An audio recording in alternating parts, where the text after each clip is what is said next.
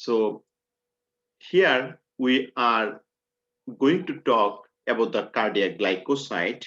Let me explain one by one. Cardiac glycoside we use for congestive heart failure or cardiac arrhythmias. The cardiac glycoside are plants origin and they are organic compound.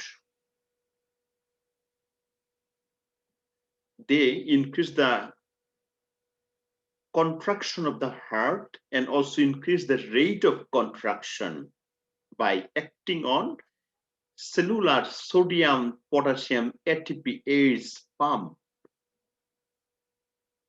The generic drugs included in cardiac glycoside are digoxin or digitoxin. So how they work, effect or what are the effect on the body? Basically, so many journals said nobody really knows the accurate how digoxin work in the body. However, there are many theories about the action of digoxin over the heart. The effect of digoxin, they slow down the heart rate and also increase the blood pressure and increase tissue perfusion. So increase the blood supply to the heart and heart tissue get more oxygen because they increase the tissue perfusion. So when you give the digoxin to your patient as a LPN or RN, you have to keep some point in your mind we call nursing intervention or implication. Before give the digoxin, monitor the pulse, basically apical pulse for 1 full minute. And do not give if pulse less than 60 in adult or less than 90 in children or less than 70 in older child, right? So we always take apical pulse and hold if heart rate less than 60 in adult or less than 100 in infant. So if a patient need to take digoxin every day, we could monitor the electrolyte like potassium, magnesium, and calcium. And also we could monitor for sign and symptom of digoxin toxicity. The person who take the digoxin for a long time, they have a chance to develop hypokalemia, hypomagnesemia, and hypercalcemia.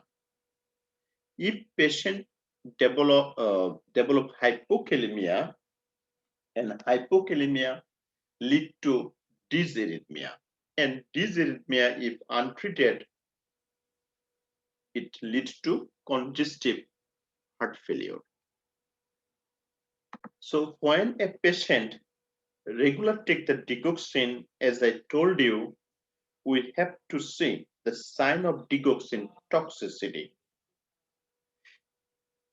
That sometimes patient chance to develop the yellow spot or nausea, vomiting, and abdominal pain. But most common or most dangerous sign, especially in infant and children, develop the bradycardia, means heart rate less than normal. So what about the change in EKG or ECG? We say that it is electrical events of heart and ST segment depressed. In the normal healthy person, ST segment is positive deflection, upright deflection, but here it is negative deflection or depressed. This is the typical sign of digoxin toxicity. So normal therapeutic level of digoxin should be 1 to 2, right? So if the greater than 2, the client is digoxin toxic. So as a healthcare provider, every student must know what are the signs of digoxin toxicity. The patient develop the GI problem or gastrointestinal problem like nausea, vomiting, and diarrhea. Sometimes patient complain the abdominal pain. In case of central nervous system, we found headache, fatigue, or lethargy. The warning sign of toxicity in infant or children is bradycardia. So central nervous system, cardiovascular system effect bradycardia means heart rate less than normal or dysarrhythmias. And also ophthalmological problem like flashing of light. So if your patient under the digoxin toxicity, we must check the potassium level, sodium level, and calcium level.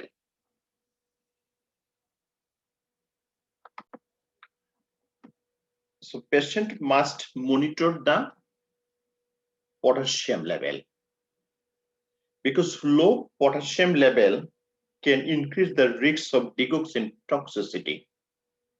Patient tends to develop hypokalemia or hypomagnesemia or hypercalcemia.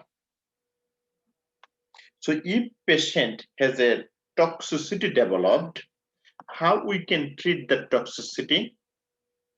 Just go for gastric lavage, give them activated charcoal. Charcoal means carbon or digoxin fab fragment. Some books say digoxin immune fab, or we give them disband.